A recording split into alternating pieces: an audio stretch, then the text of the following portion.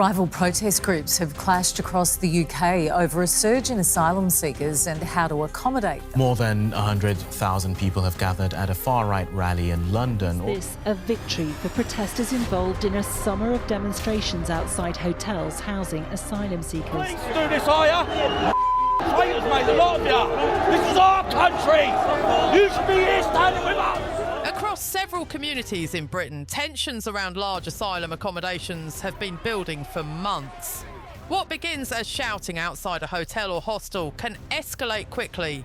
Officers forming shields, streets cordoned off, crowds pushing forward as sirens echo between shopfronts.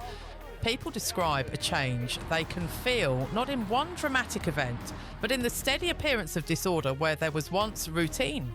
People ask the same question in town after town. Why does it always seem to erupt here?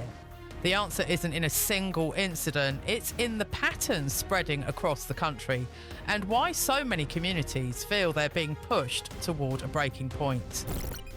How tensions exploded. Look at many of the towns now struggling with large accommodation sites, and the pattern often begins the same way. Early in the evening, the streets look almost ordinary small groups.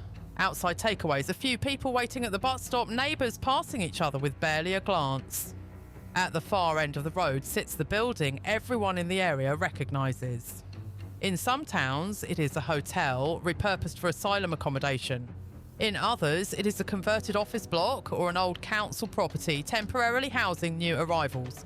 Whatever it used to be, its new role has placed it under constant attention. Residents say the triggers are rarely dramatic, a disagreement at the entrance, confusion over queues or access, people congregating outside because there is nowhere else to go, security staff trying to keep the doorway clear, raised voices, someone calls the police for reassurance or clarity. On paper, these are routine incidents, small, manageable, the sort of calls local forces deal with every day.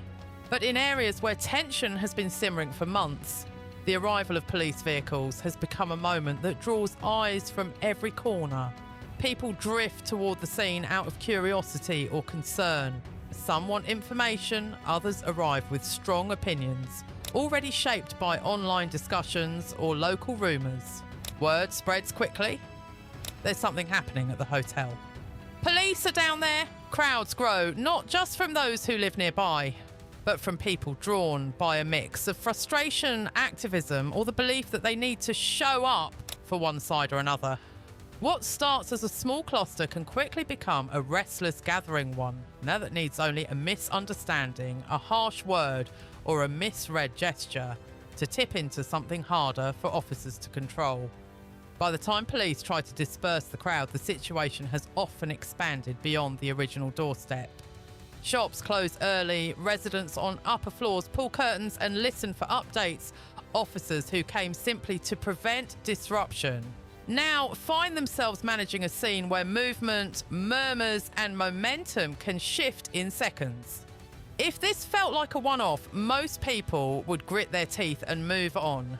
But when you begin to line up nights like this from different towns, the sense of something larger taking shape is hard to ignore. From one town to many. Look across the United Kingdom and the same pattern keeps emerging. Different towns, different buildings, but the same underlying strain. A coastal resort where multiple hotels were taken over for emergency accommodation, a Midlands area where a former barracks was recommissioned to house new arrivals, a commuter town office block converted into temporary lodging almost overnight. The names on the map vary, yet the atmosphere locals describe is strikingly similar. Police presence increasing around certain sites, crowds forming when frustration boils over, and neighbourhoods adjusting to changes they had little say in. In some places, community organisers arrive to voice concerns. In others, fringe groups appear briefly and leave residents to deal with the tension that remains. Behind all of this sits a number often repeated in political debate, not as an exact figure, but as a shorthand for scale. Tens of thousands of asylum seekers and recent arrivals are now living in hotels, hostels, and repurposed buildings across the country. These placements are not spread evenly. Some local authorities carry a far heavier share simply because they have available rooms, empty buildings, or government contracts already in place. Most of the individuals housed in these locations stay inside, waiting for decisions that take months or longer. But a smaller portion spends long hours outside simply because there is little to do, nowhere else to go, and no access to work while their cases are pending. To residents, this small but visible group becomes the face of the system, whether fairly or not. When locals say their towns feel on edge, they are rarely talking about one dramatic incident. They are describing a slow accumulation, a change in the atmosphere, the unfamiliar faces, the sense of not knowing what each evening will bring. Understanding that feeling requires listening not to viral clips, but to the everyday stories behind them. Living in a town on edge. Ask people who have lived in the same place for years what has shifted, and you hear the same details repeated. Evenings that once sounded like distant traffic now carry raised voices or groups, lingering outside buildings that were previously quiet. Customers rush to finish their errands before dusk, half joking that they want to be home before anything starts. A shopkeeper describes repairing the front window more times in 1 year than in the previous 10. He does not blame every incident on new arrivals, but he cannot ignore how crowds now gather around a site that used to close at sunset. A mother living above a high street says her teenage son now messages her twice on the way home, once from the bus stop, once from the corner. "He wants me watching from the window," she says. "He never used to ask that."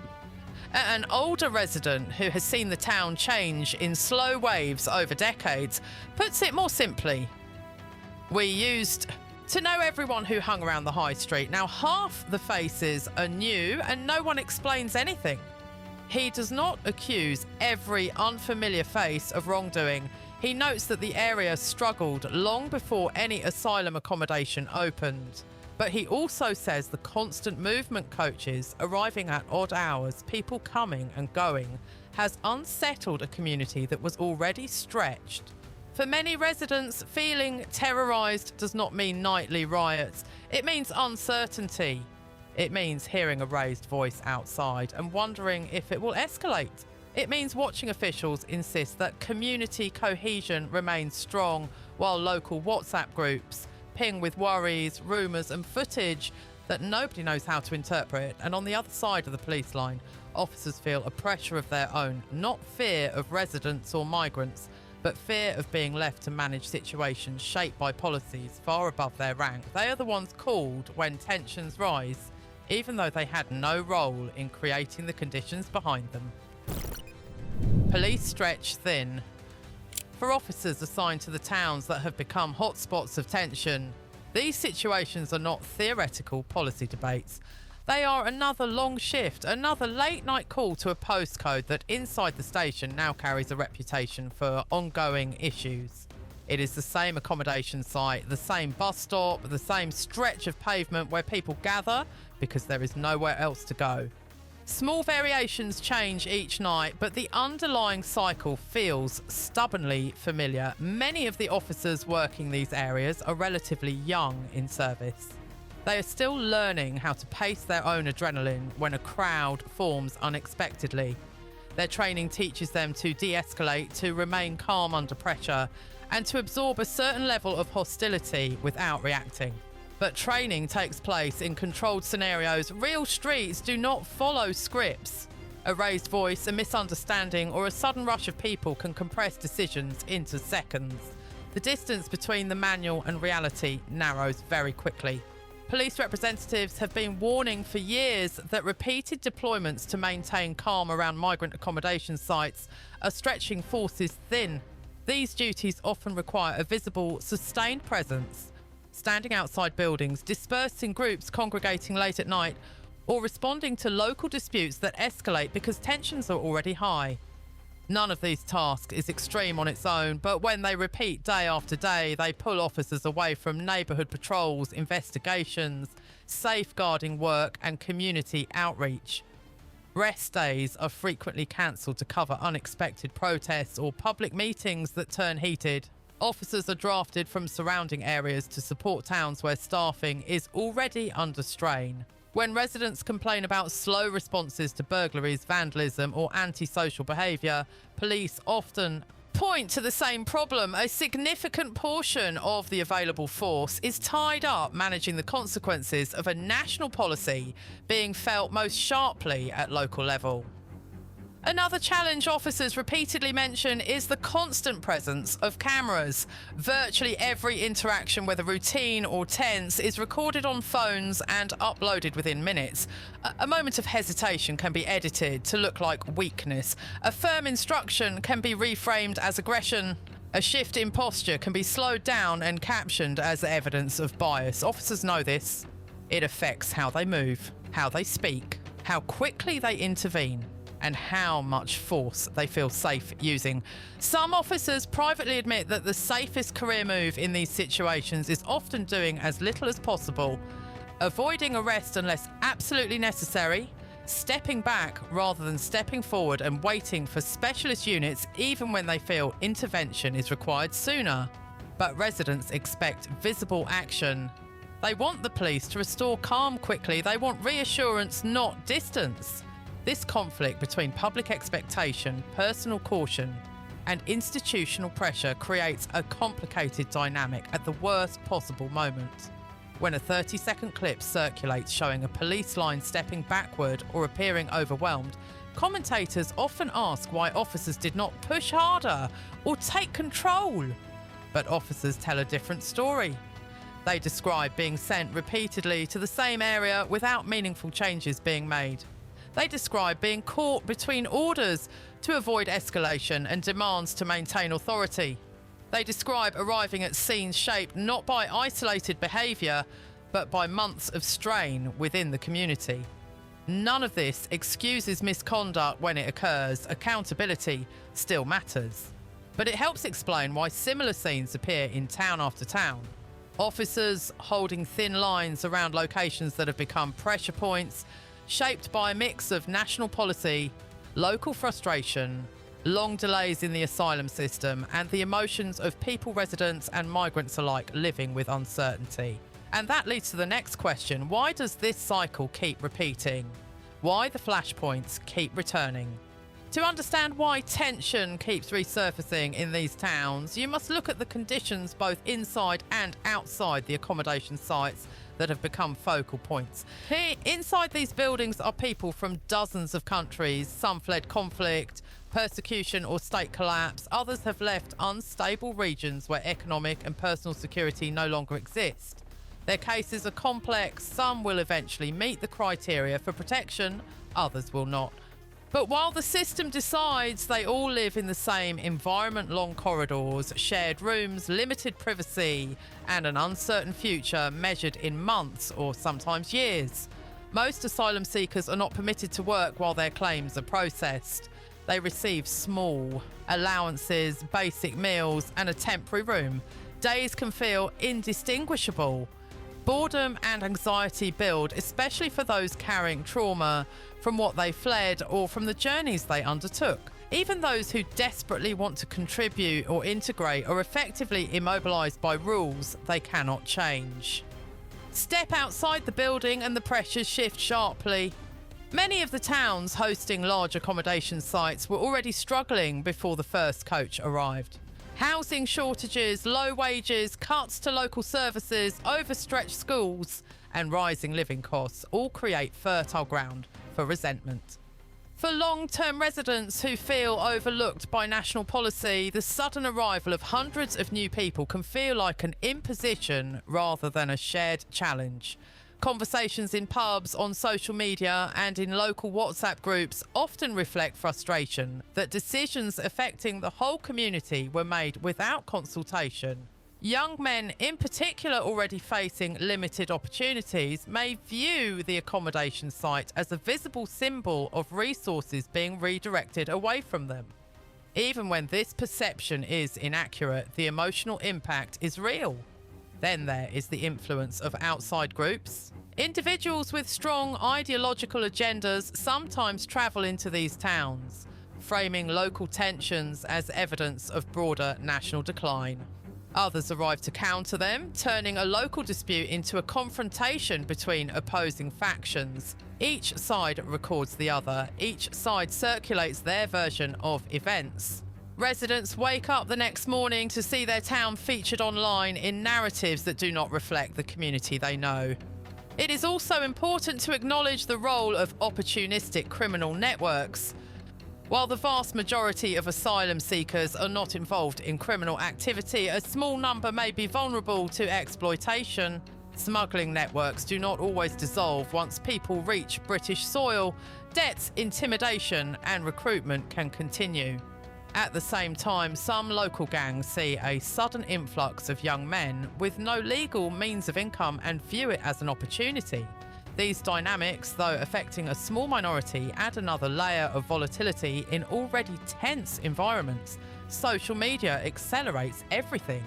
A minor argument at a bus stop becomes, through sensational captions, a fight. A crowd gathering becomes a riot. Footage of a peaceful protest can be edited to look threatening.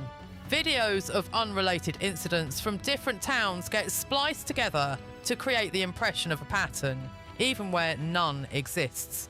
Residents, migrants, and officers all enter the next situation influenced by clips whose accuracy they cannot verify.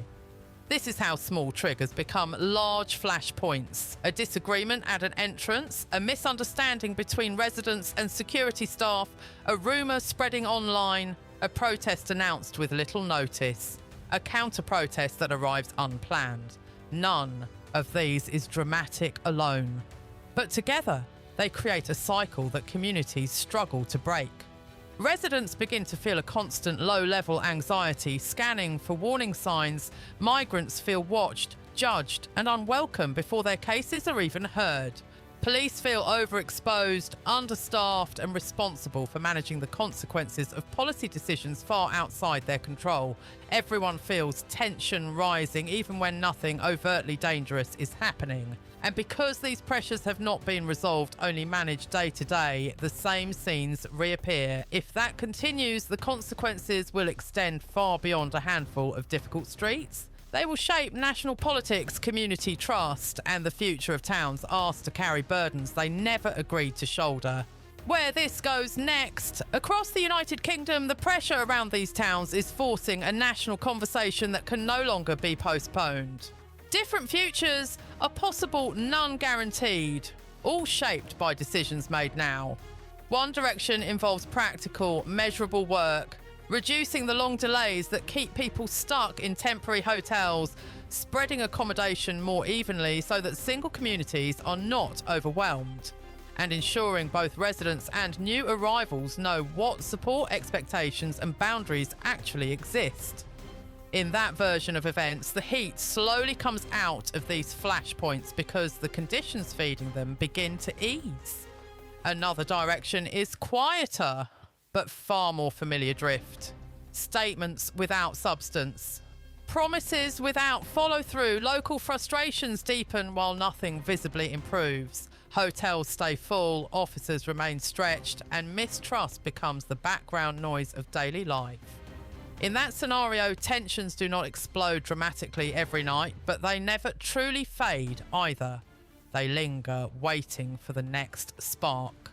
There is also a more unpredictable path, one many analysts quietly warn about.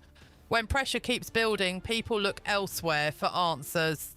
Smaller political movements gain traction, local campaigns grow louder, narratives harden, and conversations about migration, policing, and community strain shift from policy debates into something more emotional and polarised. That path would shape the country's mood for years long after the headlines move on. Which direction the country takes will not be decided on debate stages or in Westminster press rooms.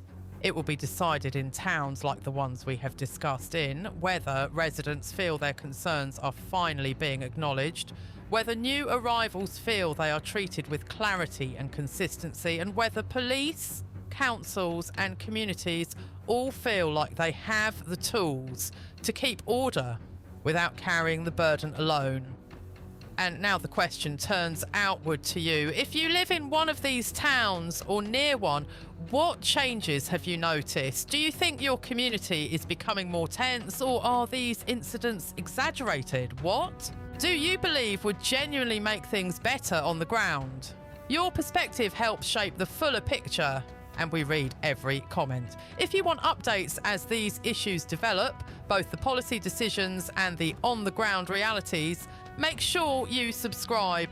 The situation is shifting quickly, and the people living through it deserve coverage that does not look away when things become uncomfortable.